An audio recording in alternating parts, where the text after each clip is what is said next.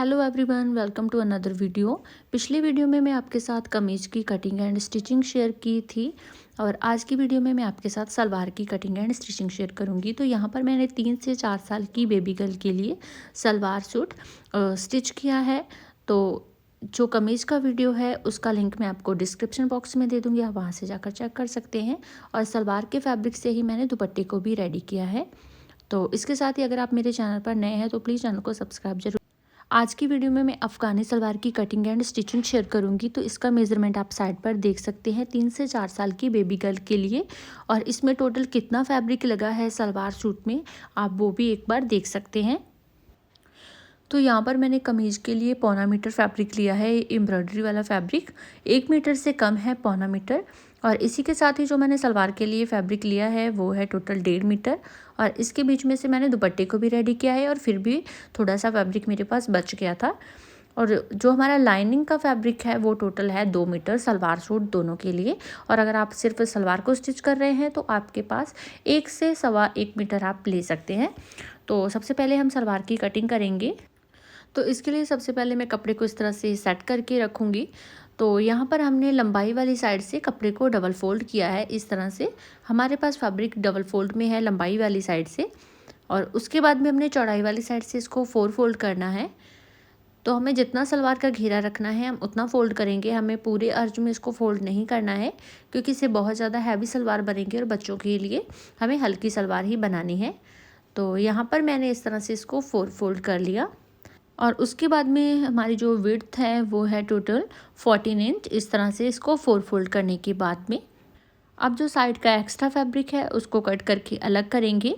जो हमने फैब्रिक अलग किया हुआ है उसमें से मैंने दुपट्टे को रेडी किया है।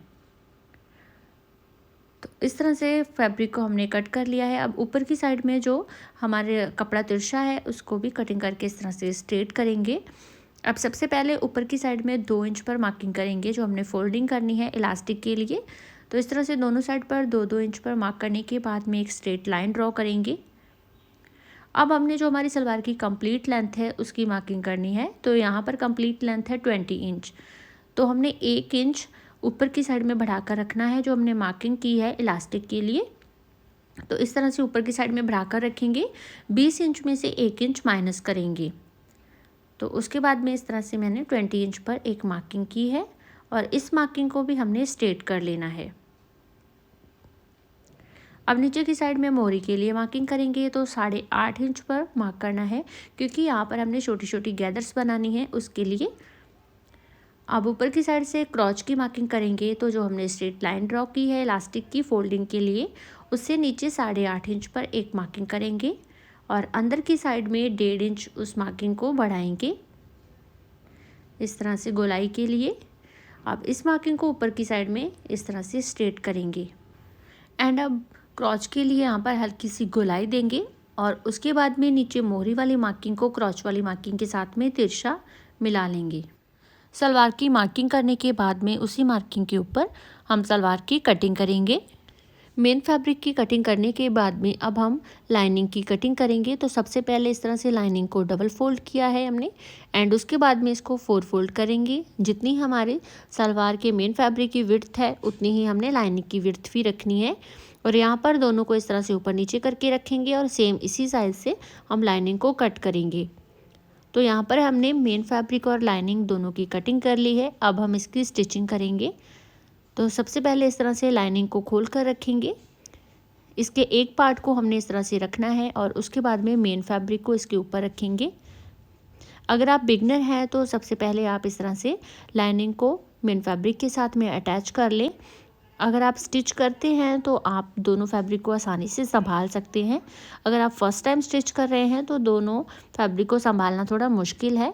तो यहाँ पर हम इस तरह से दोनों मेन फैब्रिक और लाइनिंग को ऊपर नीचे रख के इस तरह से अटैच कर लेंगे आपस में। तो यहाँ पर मैंने लाइनिंग और मेन फैब्रिक को अटैच कर लिया है, दोनों पार्ट हैं जो सलवार के। अब हम यहाँ पर क्रॉच की सिलाई लगाएंगे। तो मेन फैब्रिक को हमने अंदर की साइड में रखना है और जो लाइनिंग का फैब्रिक है उसको इस तरह से बाहर की साइड में रखेंगे।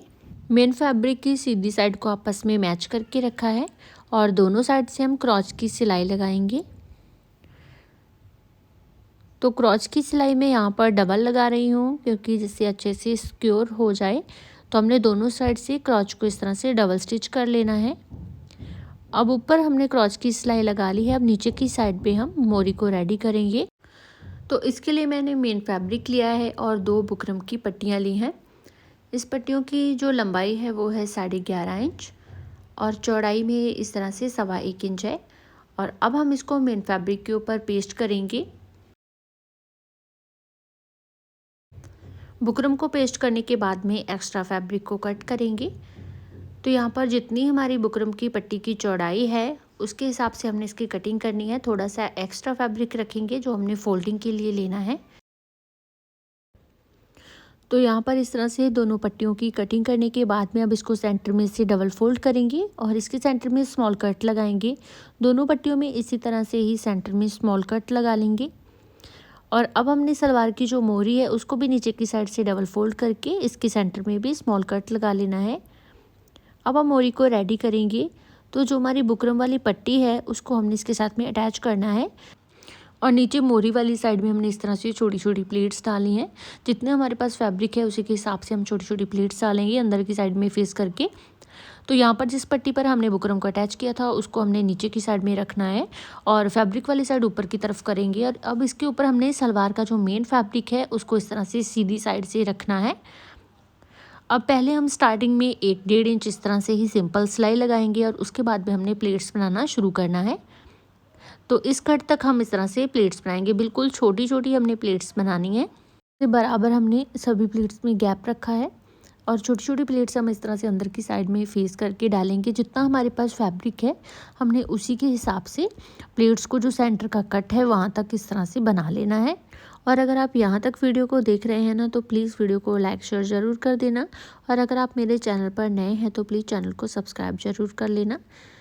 तो यहाँ पर हमने जो सलवार में सेंटर का कट लगाया था वहाँ तक हमने इस तरह से प्लेट्स को डाल लिया है, दोनों कट को आपस में मिलाते हुए। अब उसके बाद भी हमने जो प्लेट्स हैं उसका फेस दूसरी साइड को करना है। इस तरह से दोनों साइड की प्लेट्स का फेस हम आमने सामने करके इस तरह से रखेंगे।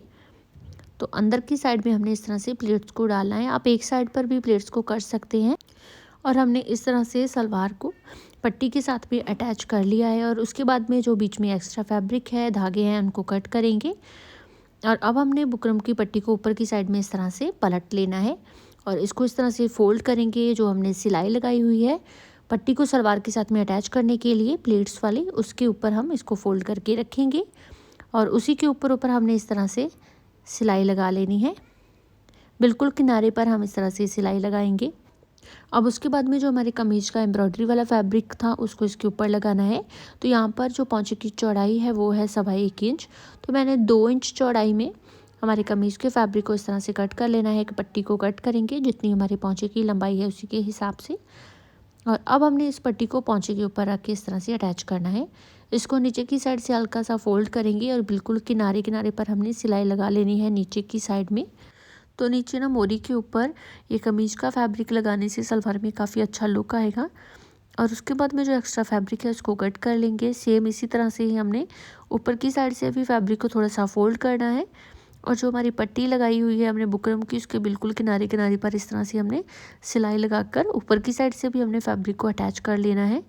तो यहाँ पर हमारी एक साइड की सलवार की जो मोरी है वो रेडी हो चुकी है। सेम इसी तरह से हमने दोनों मोरी को रेडी कर लिया है। अब हम फिटिंग की सिलाई लगाएंगे। तो हमने सलवार को उल्टा करके रख लेना है और यहाँ पर अब हम मोरी के लिए मार्किंग करेंगे। तो मैं नीचे की साइड से 4.5 इंच पर मार्किंग करूँगी। दोनों साइड पर 4.5 इंच पर मार्किंग करने के बाद में हमने इस तरह से यहाँ पर सिलाई को लगाना है। अब हमने सिलाई लगाकर इसको कंप्लीट कर लिया है। अब ऊपर की साइड में इसके ऊपर इलास्टिक को ऐड करेंगे। तो इलास्टिक के लिए मैंने 17 इंच का इस तरह से एक पीस लिया है इलास्टिक का। अब इसको ओवरलैप करके रखेंगे और यहाँ पर हमने इस तरह से 3-4 बार स्टिच लगा लेना है जिससे कि अच्छे से सिक्योर हो जाए। और उसके बाद में 2 इंच पर इस तरह से मार्किंग करेंगे जो हमने फोल्डिंग के लिए पहले की थी और उसके ऊपर इस तरह से इलास्टिक को रखेंगे और आधा इंच इस तरह से फोल्ड करके हमने इलास्टिक को इस तरह से सलवार के साथ में अटैच कर लेना है। हम जो सिलाई है वो फैब्रिक के ऊपर ही लगाएंगे, इलास्टिक के ऊपर सिलाई नहीं लगाएंगे। तो यहाँ पर हमने इस तरह से इलास्टिक डालकर इसको कंप्लीट कर लिया। अब 2-3 बार इसको खींचेंगे जिससे कि गैदर अच्छे से अपनी जगह पर सेट हो जाएं और फिर इसके सेंटर में एक सिलाई लगाकर अच्छे से इलास्टिक को सिक्योर करेंगे और इसी के साथ ही हमारी जो सलवार है वो कंप्लीट हो गई है। आई होप कि आपको वीडियो अच्छे से समझ आया होगा। वीडियो अच्छा लगा तो वीडियो को लाइक शेयर कर देना और अगर आप चैनल पर नए हैं तो प्लीज़ चैनल को सब्सक्राइब करना मत भूलना।